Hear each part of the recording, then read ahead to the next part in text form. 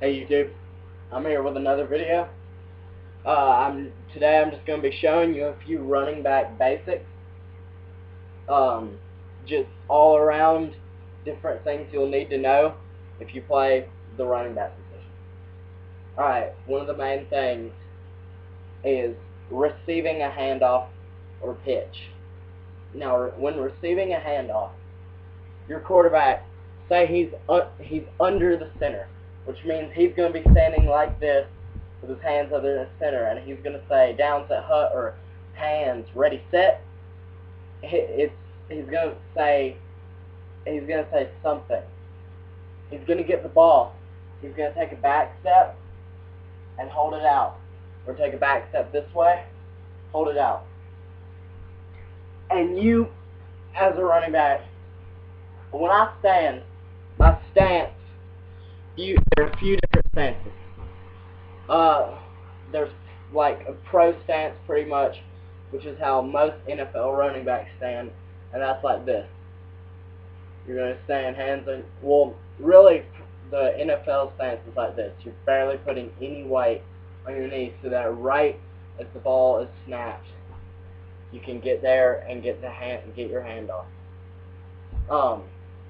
Or you can stand in a more of a Pop Warner, Pee Wee style stance, which is where you put a lot more weight on your knees and then go out and get the hand off. And a lot of high school players do it like this. I do it like this. I put my hands like this and put them on my hips, stand back. It makes you look way more aggressive on the field, and you just give whichever player you want to knock his head off. You just stare at him. You hike and you hit. But I get it like this, and usually, like I have really, really fast start-off speed. I run a 40 in a 4.6, and I'm 13. And usually I have to back step, hand up.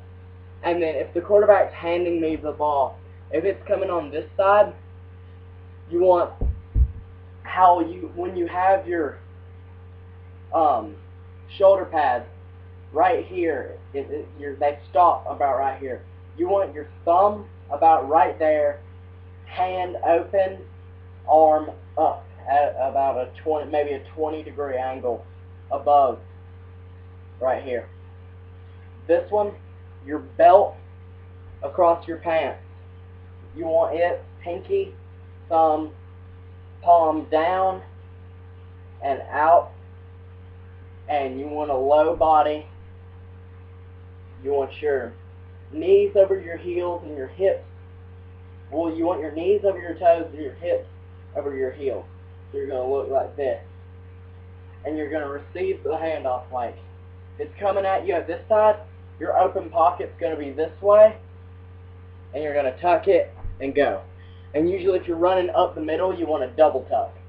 But if it's coming on this side, you want this hand and this hand. Like this. And here's the open. It goes in, you get it, tuck.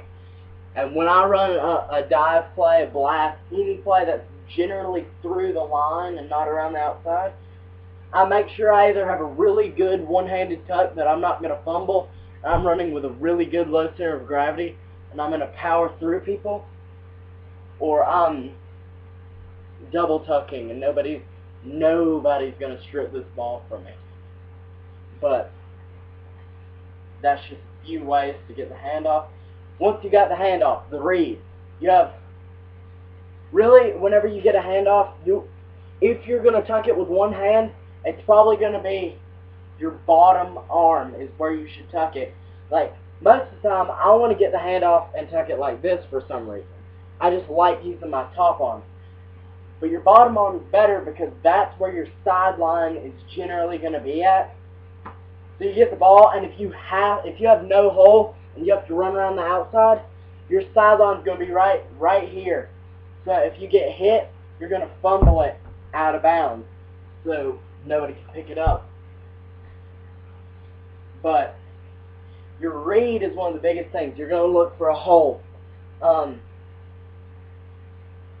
You're going to have a primary, a secondary, and then your backup. That's where your safeties are going to be at. Your primary is going to be your linemen. For a running back, really, the thing is to beat the lineman. If you can gain about 4 yards a carry, like if you can get 4 yards when you run the ball, that's a decent gain.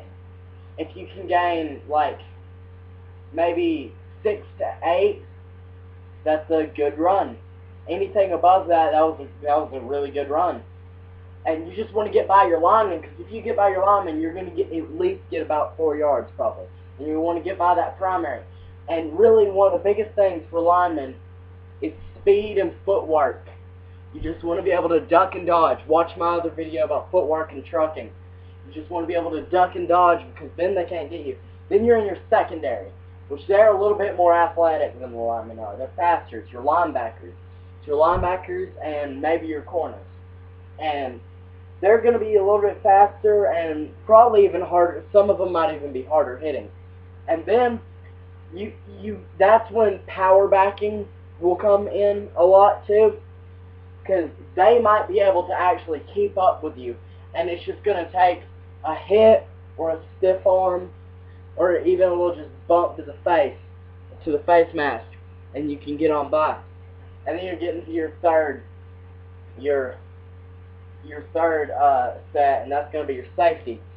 Most middle school defenses play with 1 safety, but some do play with the 2 safety. Like my team played with a 1 safety the whole year, except we played this one team that ran a spread offense, and we played double safety, a free and a strong. But if you only have 1 safety, once you get past that secondary, the biggest thing about safety is you really don't want to power hit them, because if you juke them, you still got momentum and can get down the field. If you power hit them, you're going to slow down a little bit, and that secondary might be able to catch up back with you and tackle you. So my rule is whenever I play safety, so I know how safeties are going to think, and I'm a really good safety, but I know how they're going to think. And so if one's coming at you, really the best thing to do is cut in their direction. If one's coming at me from this way, if you got to use a lot of footwork, and you got to be able to keep moving no matter what. He's coming this way. He's coming at me. If I cut this way and he's still going, he's not going to be able to turn around that well and catch me. Yeah, he might get a hand on my jersey, but I can break past that. I can break the hold and get on by. But if he's coming at me and I cut this way, and he has a lot better of a chance of being able to turn and catch me. And plus, you will lose a small bit of speed in and out of your cuts. And so you got to watch for that. But if you just power truck him, I mean, that does work. And don't get me wrong, if you make it to the safety on a running play, even if you do power truck him, it's at least going to be a good run. But I would way rather turn a good run into a, wow, that kid owns kind of run. I like going to away games against another team in their county or town and making their audience want to stand up and cheer for our team, because I'm the player that did something cool and made their offense or defense look like a bunch of girls in games. But yeah, you really want to juke rather than power hit, because you're going to lose a lot less speed in and out of a cut or a juke than you will if you're going to powerhouse the guy. Hurdling. Here's a big thing that kids want to do but can never really pull off. Don't try and hurdle somebody. Like, unless you're one of those kind of dudes who has like a 4-foot vertical, which no middle school player's really gonna have. I have a 2-foot vertical, like a 2.5-foot vertical, and hold records in my school for the highest vertical known, and I have the highest squat and vertical, and 2.5 feet, and that's insane. But yeah, I still wouldn't want to jump over people. I mean, I'm small, I don't know if you can tell on camera because I don't have anybody else standing next to me. I'm 5'4". I'm 5'4" and 130 pounds. But like hurdling, just don't try that. I'm not even gonna go over that. Hurdling, don't try that. I mean, it can work, and I know some people might comment some stuff about like, well, that's bullcrap, no Sean Marino and all this crap. And like, yeah, he hurdled people a few times, but it's not that good of a, it's not going to work. It has less of a percentage of working than juking or even just power trucking. But yeah, don't hurdle. One of the biggest things is about your running back stature, how you want to be as a back. This is where I like being small. 5'4". My body, I'm short for a middle schooler. My body is low to the ground, and I weigh a lot. 130 pounds for a 5'4" middle schooler is a lot, and it makes it to where I can, like, it's harder. Think about it, trying to push over a stump compared to pushing over a tall, lightweight tree that's just spaced up there. Push that over, and then push over a heavy, short stump. That's a lot harder. And so I'd rather be a heavy, short stump that's got a lot of speed and a lot of strength compared to a tall tree that's not going to do crap. So, and you want to, lifting weights. One of the biggest things I do is I lift weights. I lift weights 24/7. I lift weights a lot. And part of the reason I'm so short is lifting weights.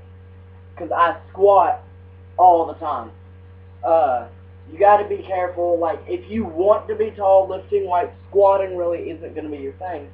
Because it will stun your growth a little bit. But I squat 270 pounds and bench press 180, which helps me a lot in football. And I'm still really fast. Like I said, I run a 40 in a 4.6, and that's fast for a 13-year-old. My dad runs a 40 in a 4.22.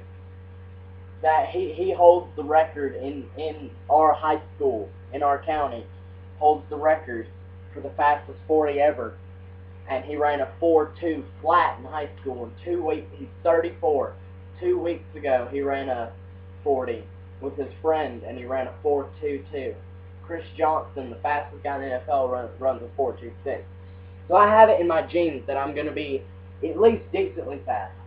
But adding up the fact that I work out and I run track, I have an outdoors track in my house, it's going to keep me in shape.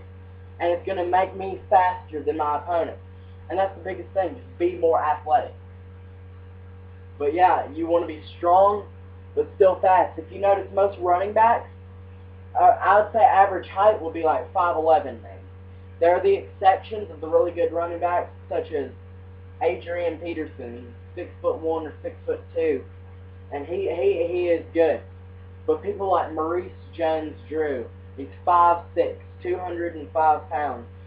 Speed demon and powerhouse. LaShawn McCoy, he's like 5'9", 10, short, strong, fast. Michael Turner, he's 5'10", 250 pounds almost.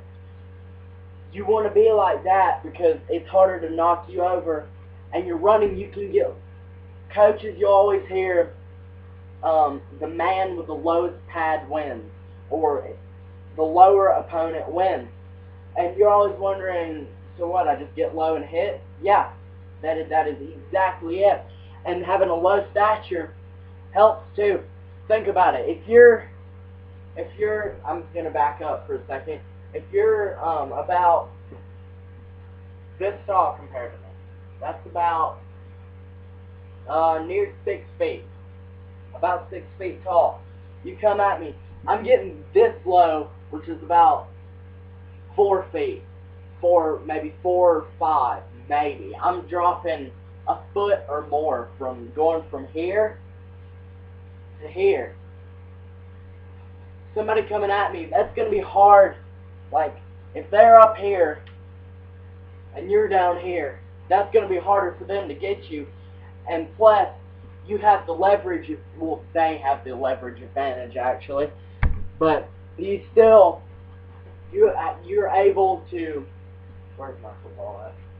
You're able to lower and stand up on them.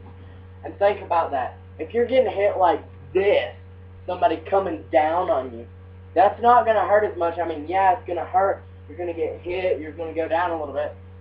But if you're getting hit like